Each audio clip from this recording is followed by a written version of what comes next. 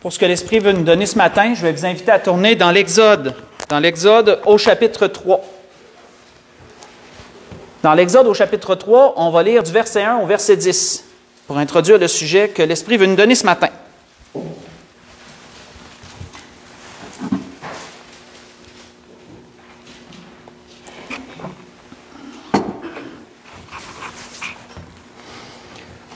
On voit qu'il est dit, Moïse faisait paître le troupeau de Jéthro, son beau-père, sacrificateur de Madian. Et il mena le troupeau derrière le désert et vint à la montagne de Dieu, à Horeb. L'ange de l'Éternel lui apparut dans une flamme de feu au milieu d'un buisson. Moïse regarda, et voici le buisson était tout en feu, et le buisson ne se consumait point. Moïse dit, « Je veux me détourner pour voir quelle est cette grande vision, et pourquoi le buisson ne se consume point. » L'Éternel vit qu'il se détournait pour voir, et Dieu l'appela du milieu du buisson, et dit, « Moïse, Moïse! » Et il répondit, « Me voici. » Dieu dit, « N'approche pas d'ici, ôte tes souliers de tes pieds, car le lieu sur lequel tu te tiens est une terre sainte. » Et il ajouta, « Je suis le Dieu de ton père, le Dieu d'Abraham, le Dieu d'Isaac et le Dieu de Jacob. » Moïse se cacha le visage, car il craignait de regarder Dieu. Et l'Éternel dit, « J'ai vu la souffrance de mon peuple qui est en Égypte. J'ai entendu les cris que lui font pousser ses oppresseurs, car je connais ses douleurs. Je suis descendu pour le délivrer de la main des Égyptiens et pour le faire monter de ce pays dans un bon et vaste pays, un pays où coule le lait et le miel, dans les lieux qu'habitent les Cananéens, les Héthiens, les Amoréens, les Phérésiens, les Éviens et les Jébusiens. Voici les cris d'Israël sont venus jusqu'à moi, et j'ai vu l'oppression que leur font souffrir les Égyptiens. Maintenant, va, je t'enverrai auprès de Pharaon, et tu feras sortir d'Égypte mon peuple, les enfants d'Israël. » On va arrêter ici. Comme nous le savons, frères et sœurs, connaissons l'histoire du peuple d'Israël jusqu'à ce jour. Savons qu'ils sont rentrés dans le territoire de l'Égypte au nombre de 70. Toute la famille de Jacob a migré en Égypte lorsqu'il y a eu cette grande famine dans le territoire de Canaan, où Joseph était déjà. Et nous savons que, accueillis en Égypte, ils leur ont été donnés un territoire propre à eux, le territoire de Goshen, où ils ont pu habiter en paix pendant un certain temps. Nous savons également que les pharaons n'étaient pas éternels, tout comme tout autre être humain, et que un pharaon vient à mourir, un autre vient à prendre sa place. C'est que là, ils ont vu ce peuple grandissant au milieu d'eux comme une menace. Ils en sont venus à les voir comme une menace. Des gens qui pourraient, s'il y aurait révolte, se révolter puis être assez grands, assez nombreux pour causer beaucoup de troubles en Égypte. Et donc, le Pharaon a décidé de les persécuter, de les réduire en esclavage. Et il s'est servi du peuple d'Israël comme main-d'œuvre pour tous ces grands travaux, etc., qu'il y a eu en Égypte. On voit que la Bible nous dit, Étienne, dans son témoignage, pas besoin d'y tourner, mais dans Acte 7, verset 6, nous dit que le peuple d'Israël a été réduit à l'esclavage et ils ont vécu cet esclavage pendant 400 ans. Étienne disait dans son témoignage. On voit ici qu'est-ce qui nous est dit au verset 23, si on recule légèrement, chapitre 2, verset 23, il nous est dit que longtemps après, le roi d'Égypte mourut, les enfants d'Israël gémissaient encore sous la servitude, ils poussaient des cris. Ces cris que leur arrachait la servitude montèrent jusqu'à Dieu. Dieu entendit leurs gémissements et se souvint de son alliance avec Abraham, Isaac et Jacob. Et Dieu regarda les enfants d'Israël, il en eut compassion. On voit que Moïse, nous le savons, a dû fuir l'Égypte. Il a fui l'Égypte et il est demeuré 40 ans dans le territoire qui nous est mentionné ici. Et après ces 40 années que Moïse a passé hors de l'Égypte, Dieu vint et se présente à lui comme nous le voyons ici. Ce sur quoi l'Esprit veut nous arrêter ce matin, c'est le verset 7, et on va voir pourquoi. L'Éternel a dit, « J'ai vu la souffrance de mon peuple qui est en Égypte, j'ai entendu les cris que lui font pousser ses oppresseurs, car je connais ses douleurs. » Quand on parle de connaître quelque chose, frères et sœurs, si on parle du mot connaissance, de connaître, qu'est-ce que ça veut dire? Connaître, selon le dictionnaire, c'est d'avoir une représentation mentale de quelque chose ou de quelqu'un, d'avoir l'idée, la notion d'une personne ou d'une chose, et cela par l'expérience de nos sens. Donc, en plus simple, qu'est-ce que ça veut dire? Ça veut dire que toutes les connaissances que nous accumulons sont basées sur nos sens et sur l'information que nous récoltons à travers eux. Je donne un exemple. Si vous dites que vous connaissez quelqu'un, il est fort probable que vous le connaissez parce que vous l'avez déjà vu ou que vous avez déjà entendu parler de lui. Donc, vous avez accumulé cette connaissance à travers de vos sens. Si, mettons qu'on vous dit que moi, je connais un mets quelconque, je connais, mettons, tel mets culinaire, bien, peut-être que vous y avez déjà goûté, peut-être que vous l'avez déjà vu, peut-être que vous en avez déjà entendu parler. Si on dit, mettons, vous aimez de la musique, mais c'est parce que vous l'avez probablement entendue, cette musique-là, que vous dites que vous l'aimez. Si vous dites que vous connaissez la texture d'un tel tissu, que vous aimez ce tissu-là, mais probablement que vous l'avez peut-être déjà touché, frotté. Vous l'avez peut-être déjà entendu parler, vous l'avez peut-être déjà vu. Et un parfum, ça peut être la même affaire, mais vous l'avez déjà senti. Donc, à travers nos sens, nous accumulons de la connaissance. Ça nous permet de connaître des choses. On voit que Job, d'ailleurs, disait ceci quand il discourait avec ses amis, quand il écoutait ses amis et les réprimandes qu'il lui donnait et toutes leurs observations, etc., à propos de Dieu et tout. On voit que Job répondit, il dit, « Voici mon œil a vu tout cela. Mon oreille l'a entendu et y a pris garde. Ce que vous savez, je le sais aussi. Je ne vous suis point inférieur. » Disait cela dans Job 13, versets 1 et 2. Donc Job disait, tout ce que vous me dites, là, moi aussi je le connais, moi aussi je le sais. Pourquoi? Parce que je l'ai vu, puis je l'ai entendu, moi aussi. Si on revient encore, en relisons une troisième fois ce verset, le verset 7. L'Éternel dit, « J'ai vu la souffrance de mon peuple qui est en Égypte, j'ai entendu les cris que lui font pousser ses oppresseurs, car je connais ses douleurs. » Frères et sœurs, Dieu a-t-il besoin de voir et d'entendre pour connaître? C'est une bonne question. L'être humain est comme ça. L'être humain a besoin, par ses sens, de tâter l'information et tout pour pouvoir connaître quelque chose. On vient de le voir. Dieu a-t-il besoin, lui, de voir et d'entendre pour connaître? Allons dans le psaume 139. Dans le psaume 139, allons voir ce qui nous est dit là.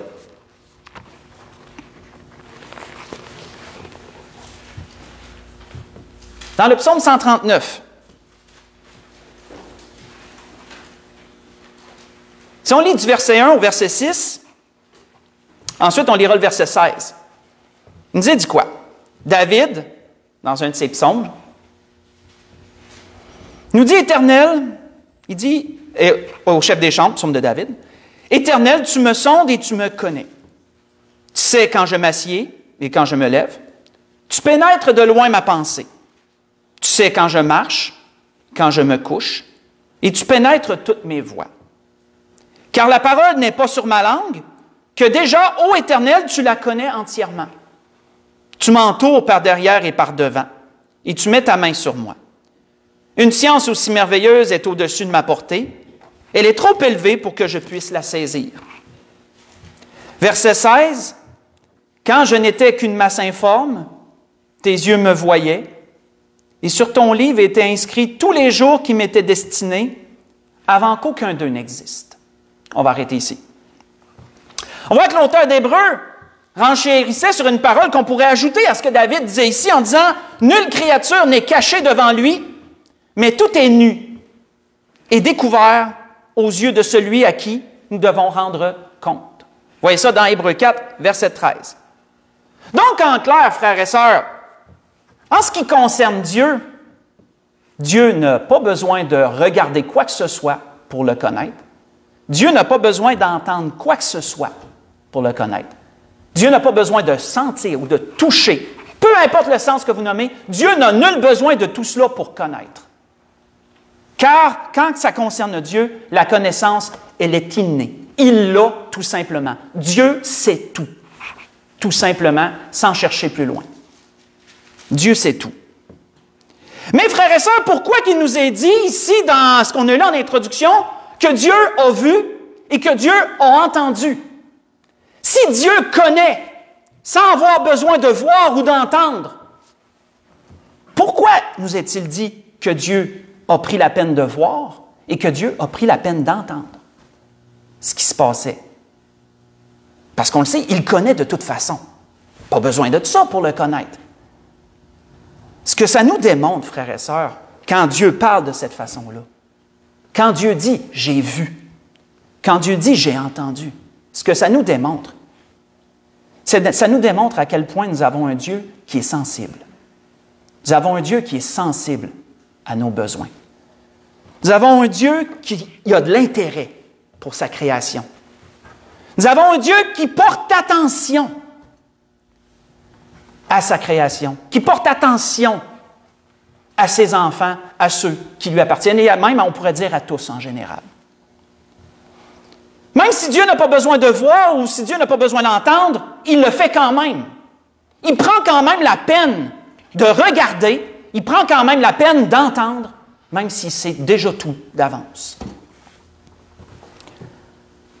On voit que, faites juste écouter, il nous a dit ceci, l'ange disait ceci à un prophète un jour, pour démontrer que, à quel point que quand on prend la peine d'écouter puis d'entendre, ça démontre de l'attention, ça démontre qu'il y a une attention particulière qui est donnée. On voit qu'il avait été dit ceci au prophète Ézéchiel, faites juste écouter, juste une petite parole, démontrer ceci. Lorsque le prophète Ézéchiel a eu des révélations et que l'ange lui montrait ses révélations, il a dit ceci, « Il me conduisit là, et voici, il y avait un homme dont l'aspect était comme l'aspect de l'airain. Il y avait dans la main un cordeau de lin et une canne pour mesurer, et il se tenait à la porte. Cet homme me dit, « Fils de l'homme, regarde de tes yeux et écoute de tes oreilles. Applique ton attention à toutes les choses que je te montrerai, car tu as été amené ici afin que je te les montre. Fais connaître à la maison d'Israël tout ce que tu verras. » Ce que je vous ai lu, c'est dans Ézéchiel 40, versets 3 et verset 4. Pour démontrer quoi? Pour démontrer, frères et sœurs, que quand on prend la peine de regarder quelque chose, quand on prend la peine de l'écouter, c'est parce qu'on y porte une attention particulière. Et frères et sœurs, c'est la même chose pour Dieu. Même si Dieu n'a nul besoin de quoi que ce soit pour le savoir, Dieu prend la peine quand même de le faire parce qu'il sait mettre son attention sur les siens. Si on tourne dans Néhémie chapitre 9, allons voir qu'est-ce que Néhémie constate à travers de ces choses. Si Dieu prend la peine de faire ça, qu'est-ce qui se passe par la suite? Dans Néhémie au chapitre 9, dans la prière que Néhémie a faite, Néhémie, à travers sa prière, va exprimer ces choses qu'on vient de voir, mais plus encore. Néhémie chapitre 9. On va lire à partir du verset 9 jusqu'au verset 15.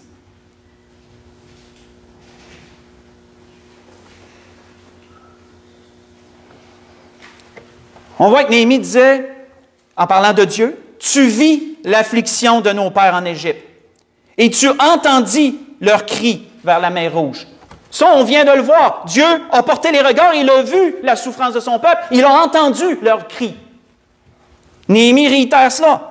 Mais ensuite, il dit quoi? « Tu opéras des miracles et des prodiges contre Pharaon, contre tous ses serviteurs et contre tout le peuple de son pays, parce que tu savais avec quelle méchanceté ils avaient traité nos pères. Et tu fis paraître ta gloire comme elle paraît aujourd'hui.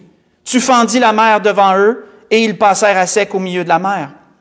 Mais tu précipitas dans l'abîme comme une pierre au fond des eaux, ceux qui marchaient à leur poursuite. Tu les guidas le jour par une colonne de nuée et la nuit par une colonne de feu qui les éclairait dans le chemin qu'ils avaient à suivre. Tu descendis sur la montagne de Sinaï, tu leur parlas du haut des cieux, tu leur donnas des ordonnances justes, des lois de vérité, des préceptes et des commandements excellents. Tu leur fis connaître ton saint sabbat et tu leur prescrivis par Moïse, ton serviteur, des commandements, des préceptes et une loi. Tu leur donnas du haut des cieux du pain quand ils avaient faim, et tu fis sortir de l'eau du rocher quand ils avaient soif, et tu leur dis d'entrer en possession du pays que tu avais juré de leur donner. On va arrêter ici. Quand on considère leur situation, frères et sœurs, on voit que à partir de la première plaie qui s'est opérée, jusqu'à la 9e plaie, jusqu'à la 10e, excusez-moi, jusqu'à la 10e plaie, il s'est écoulé un espace d'environ 9 mois, selon les exégètes, s'est écoulé un espace d'environ 9 mois dans tout ce qu'ils ont pu répertorier, comme écrit qui a été laissé sur cela. On voit que pour eux, leur sortie d'Égypte, frères et sœurs, ça a été un peu comme une femme qui accouche. Le peuple a été comme en gestation au milieu de l'Égypte pendant un certain temps, il s'est multiplié, et il est venu un moment où Dieu jugeait que c'était le moment de sortir. Il s'est écoulé un espace de 9 mois où que le travail si on peut faire le parallèle, s'est accentué à travers des plaies, ça s'est accentué. Et après la 10e plaie, comme une femme qui a accouché d'un enfant, le peuple est sorti d'Égypte. Dans ces choses, frères et sœurs, on peut voir quoi? On peut voir que quand Dieu prend la peine de regarder, quand Dieu prend la peine d'écouter, c'est parce que Dieu va faire quelque chose avec ça. Si Dieu porte son attention et il démontre son intérêt, c'est parce que Dieu ne compte pas laisser ça comme ça. Dieu compte agir dans ces choses. Et on peut voir que c'est ce qui est arrivé. Dieu a agi. Et il a délivré son peuple de l'Égypte. On voit qu'Élihu faisait remarquer quelque chose à Job d'intéressant. Il dit, s'il donne le repos, en parlant de Dieu, qui répandra le trouble? S'il cache sa face, qui pourra le voir? Il traite à l'égal soit une nation, soit un homme. Vous voyez ça dans Job 34, verset 29. On pourrait dire, oui, mais Dieu a agi comme ça parce qu'il y avait beaucoup de monde. Hein? Le peuple était nombreux. Son peuple était très nombreux. Donc oui, Dieu a entendu, puis Dieu a vu parce qu'il y avait beaucoup de monde. Ça n'avait pas le choix que de capter son intérêt. On pourrait peut-être logiquement, humainement, on pourrait peut-être dire, ben oui, c'est à cause de ça. La Bible nous dit que Dieu traite à l'égal soit toute une nation, soit une seule personne individuellement. Voyons cela dans 2 Rois 20. Allons voir cela. 2 Rois, chapitre 20. Comment ceci est vrai?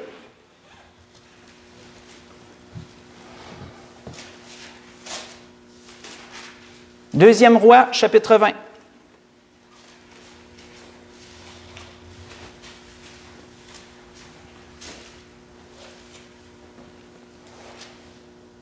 On se transporte au temps des rois et plus spécialement au temps du roi Ézéchias.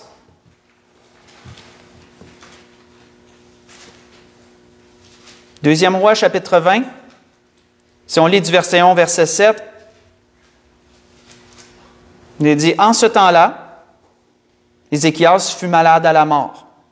Le prophète Ésaïe, fils d'Amoz, vint auprès de lui et lui dit, « Ainsi parle l'Éternel, donne tes ordres à ta maison, car tu vas mourir, tu ne vivras plus. » Ézéchias tourna son visage contre le mur et fit cette prière à l'Éternel, « Ô Éternel, souviens-toi que j'ai marché devant ta face avec fidélité et intégrité de cœur, et que j'ai fait ce qui est bien à tes yeux. » Et Ézéchias répandit d'abondantes larmes.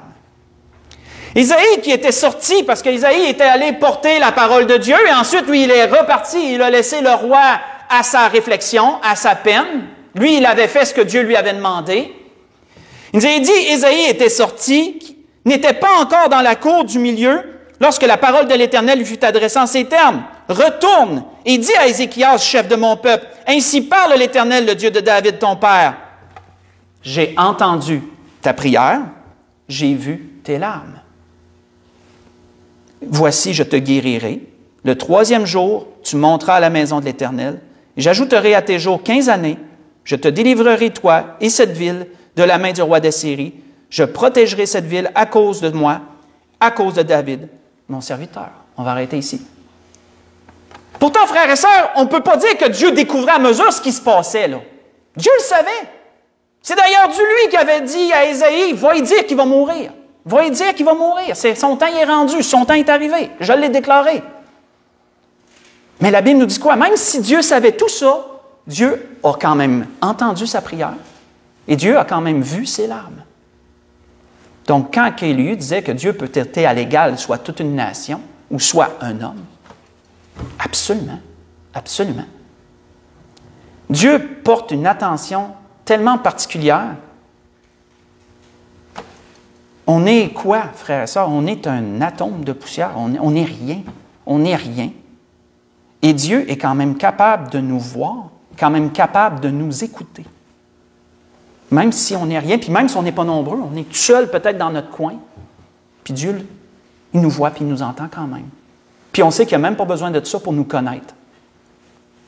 C'est quelque chose. Quelque chose.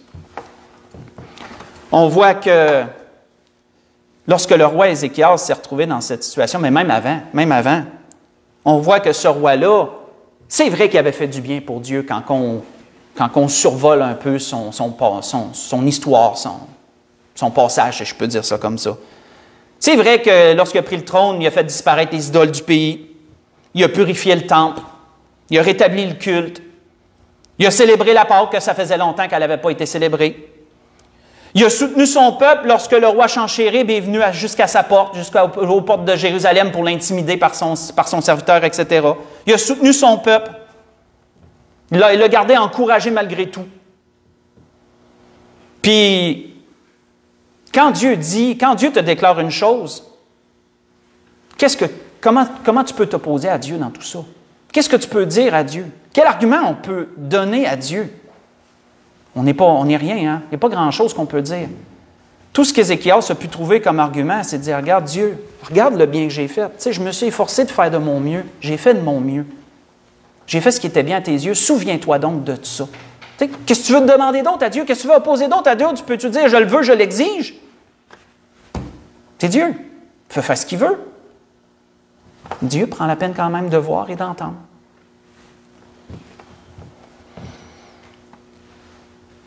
Quand on considère, frères et sœurs, ça c'est dans l'Ancien Testament, donc il y en a qui pourraient dire, ben oui, ça c'était avant. Pensons-nous que ce n'est pas de même encore aujourd'hui? Absolument. Tournons dans l'Apocalypse. Tournons dans l'Apocalypse au chapitre 2. Là, on ne lira pas, on va juste lire des petits bouts de versets, juste pour démontrer ce fait-là.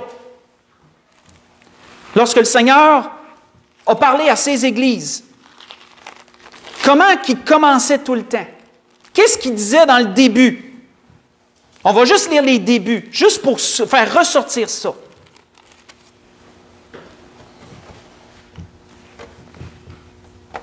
Dans l'Apocalypse chapitre 2, juste le début du verset 2, ça dit quoi? Je connais tes œuvres, ton travail, ta persévérance. Juste ça. Le début du verset 9 dit quoi? Je connais ton affliction et ta pauvreté, bien que tu sois riche. Le début du verset 13. Je sais où tu demeures, je sais que là est le trône de Satan, etc. Le verset 19.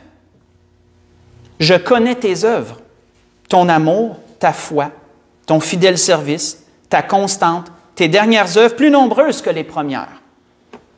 Chapitre 3, au début du verset 1. Voici ce que dit celui qui a les 7 esprits de Dieu et les 7 étoiles. Je connais tes œuvres, je sais. Le début du verset 8 dit quoi? Je connais tes œuvres. Le début du verset 15. Je connais tes œuvres, je sais. Frères et sœurs, comme on peut le voir, lorsque le Seigneur s'adresse à chacune de ses églises, il y a quelque chose qui ressort, qui est clair. Tout comme son Père, le Seigneur connaît et le Seigneur sait. Est-ce que le Seigneur a eu besoin de regarder? Est-ce qu'il a eu besoin d'écouter pour le savoir? Non. Tout comme son Père, le Seigneur le sait, tout simplement. Il est le Verbe de Dieu, il est lui-même Dieu. Tout comme son Père, il le sait. Et nul besoin de plus pour le savoir. Mais, est-ce que Jésus prend la peine quand même de regarder? Est-ce qu'il prend la peine quand même d'écouter? Absolument. Tout comme son Père, le Seigneur prend la même peine. Il prend la peine d'écouter. Il prend la peine de regarder. Est-ce que le Seigneur a besoin qu'il y ait beaucoup de monde pour prendre la peine de regarder ou prendre la peine d'écouter? Absolument pas. Tout comme son Père, le Seigneur le fait individuellement. Il connaît chacun individuellement. On peut voir que d'ailleurs, le Seigneur disait ceci dans l'Évangile de Jean. Faites juste écouter.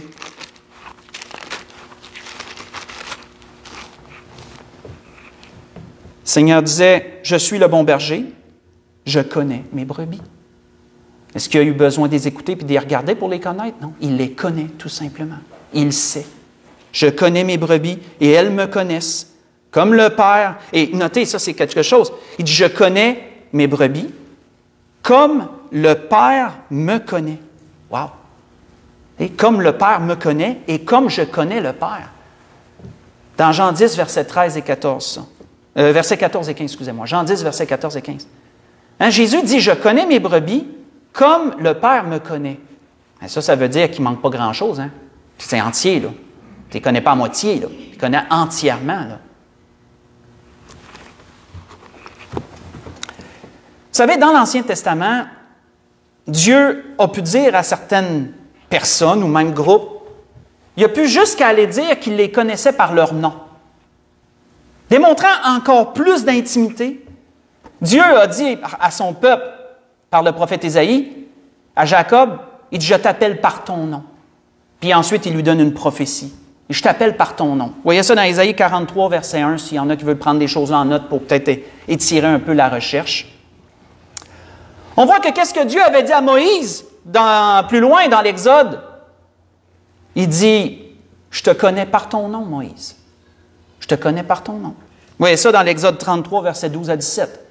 Moïse parle avec Dieu et Dieu lui dit, « Je te connais par ton nom, Moïse. » On voit que même un païen du nom de Cyrus, et elle est longue cette prophétie-là, Dieu appelle cet homme qui ne le connaissait pas et qui ne croyait même pas un juif.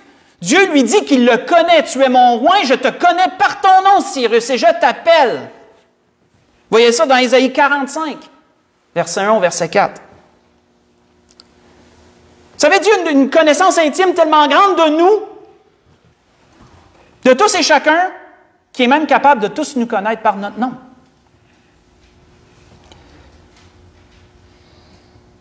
Moi, il y a quelque chose qui m'a frappé au travail. Il y a un homme, un deuxième niveau, autrement dit, c'est le directeur de mon directeur. Donc, on peut voir dans l'échelle hiérarchique, là, c'est un peu haut. Puis cet homme-là, moi, ce qui m'a frappé à propos de cet homme-là, c'est qu'il s'efforce d'apprendre les noms de tous les employés qui croisent. De sorte que quand tu arrives le matin, puis que c'est lui qui est au triage, parce qu'il s'échange chaud au triage pour la prise de température, puis tout, pour les mesures en place, là, bien, il me voit ou il voit un autre, puis veut pas, on est en file, hein, fait qu'on le voit passer un et l'autre. Puis il dit, « Salut un tel, salut un tel. Hey, salut Marc. » Moi, ça m'a frappé. Puis j'ai dit, « Wow, c'est un deuxième niveau. Là. Il pourrait bien se penser au-dessus de la mêlée, puis de dire, bah, les employés, c'est un numéro. » Il est capable... Même le directeur de mon directeur s'efforce de connaître mon nom. C'est le seul qui fait ça. J'en ai pas vu d'autres qui faisaient ça. Mais c'est quelque chose quand même. Il s'efforce, il m'appelle par mon nom. Quand quelqu'un t'appelle par ton nom comme ça, ça veut dire qu'il y a de l'attention. Hein? Ça démontre un intérêt, ça démontre quelque chose. Puis ça touche. Ça touche, ça fait comme « wow ». Imaginons Dieu, frères et sœurs. Sur tous les êtres humains qu'il y a sur la terre, il peut dire qu'il les connaît chacun par leur nom. Sans même avoir besoin de les voir, sans même avoir besoin de les entendre. Il le sait. C'était ce que l'Esprit voulait nous donner ce matin, frères et sœurs. Nous démontrer comment nous, en tant qu'êtres humains, pour connaître des choses, on a besoin de nos sens. On n'a pas le choix. C'est comme ça qu'on accumule notre connaissance. Mais Dieu, lui, n'a pas besoin des sens. Dieu le sait. Mais à plusieurs endroits dans la parole, Dieu prend quand même la peine de dire qu'il a regardé. Il prend quand même la peine de dire qu'il a écouté. Et ça, frères et sœurs, ça démontre vraiment la personnalité de Dieu, son intérêt tout particulier pour chacun de nous, à quel point ses siens lui sont précieux, sont importants. Il nous dit même qu'il nous connaît par notre nom. Il va même jusqu'à nous dire ça. Pour conclure, voyons ce que le Seigneur avait expérimenté un jour, un homme avait expérimenté avec le Seigneur, plutôt on ne va pas mettre l'inverse, qu'un homme un jour a expérimenté avec le Seigneur, puis à quel point c'est venu le toucher, ça. Dans Jean chapitre 1, on va voir ça. Dans Jean chapitre 1.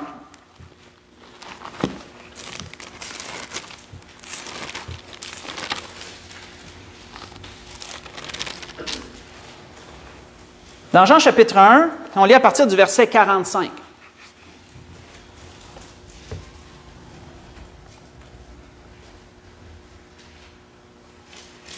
On voit que Philippe nous a dit, rencontra Nathanaël et lui dit, « Nous avons trouvé celui de qui Moïse a écrit dans la loi et dont les prophètes ont parlé, Jésus de Nazareth, fils de Joseph. » Et Nathanaël lui dit, « Peut-il venir de Nazareth quelque chose de bon? » Philippe lui répondit, « Viens et vois. » Et donc, on vient de lui dire, là, on a trouvé le Messie, là, celui dont les prophètes ont parlé, on l'a trouvé. Nathanaël, là, il regarde tout de suite la ville d'où il vient, puis il dit, « Peux-tu sortir quelque chose de bon de là? » Nazareth n'avait pas bonne réputation. Mais ils ont dit, « Regarde, viens puis vois, expérimente par toi-même, autrement dit. Viens expérimenter par toi-même, puis après ça, tu jugeras. » Et on voit que Jésus, voyant venir à lui, Nathanaël, dit de lui, « Voici vraiment un Israélite dans lequel il n'y a point de fraude. » Et donc, Nathanaël pose une question légitime. « D'où me connais-tu? » Parce qu'il arrive à Jésus, puis Jésus semble le connaître avant même de l'avoir vu. Donc, de là que l'homme se dit, « Ben, d'où tu me connais pour savoir qui je suis, puis pour savoir certaines choses personnelles à propos de moi comme ça? » Qu'est-ce que Jésus lui répond? Jésus lui dit Nathanaël, et Jésus lui répondit, « Avant que Philippe t'appelle, quand tu étais sous le figuier, je t'ai vu. » Qu'est-ce que ça a eu comme effet, ça? Moi, il y a une chose que je me suis demandé, qu'est-ce qui s'est passé sous ce figuier-là? On ne le sait pas, la Bible ne le dit pas. Mais peut-être que Nathanaël, lorsqu'il s'est ramassé sous ce figuier-là, était peut-être dans un gros moment d'interrogation dans sa vie. Il était peut-être dans une grosse peine, pour une raison quelconque, on ne sait pas. Peut-être qu'il remettait peut-être des choses en question même dans sa vie et dans tout. On ne sait pas. Mais que là, le Seigneur manifeste qu'il le connaît, avant même de l'avoir vu, physiquement, je parle. Puis qu'en plus, il lui dit, lorsque tu étais là-bas, sous le figuier, là, ben, je te regardais déjà, je te voyais déjà. Et quel effet ça a eu sur cet homme-là, ça? Nathanaël répondit et dit, « Rabbi, tu es le Fils de Dieu, tu es le roi d'Israël. » Ça a été tout un effet. Et Jésus lui répondit, « Parce que je t'ai dit que je t'ai vu sous le figuier, tu crois, et tu verras de plus grandes choses que celle-ci. » On va arrêter ici. Et qu'est-ce que Jean, parce que c'est Jean qui a écrit ça, qu'est-ce que Jean aussi nous note, et on va conclure complètement là-dessus. Qu'est-ce que Jean nous note? Nous avons auprès de lui cette assurance, dit-il, que si nous demandons quelque chose selon sa volonté, il nous écoute. Qu'est-ce qu'on a lu, frères et sœurs, dans la parole précédemment? On a passé dessus. David disait, « La parole n'est pas sur ma bouche, que tu la connais entièrement. » Dieu le sait. Mais Jean nous certifie que si tu demandes quelque chose selon la volonté de Dieu, bien, il va prendre la peine de t'écouter. Puis pourtant, il le sait, mais il va prendre quand même la peine de t'écouter. Et il va plus loin. Si nous savons qu'il nous écoute, nous savons que nous possédons la chose que nous lui avons demandée, quelle qu'elle soit. Dans 1 Jean 5, versets 14 et verset 15. Pourquoi? Parce que quand Dieu prend la peine de regarder, puis quand Dieu prend la peine d'écouter, Dieu fait toujours quelque chose avec ça. C'était ce que l'Esprit voulait nous donner ce matin.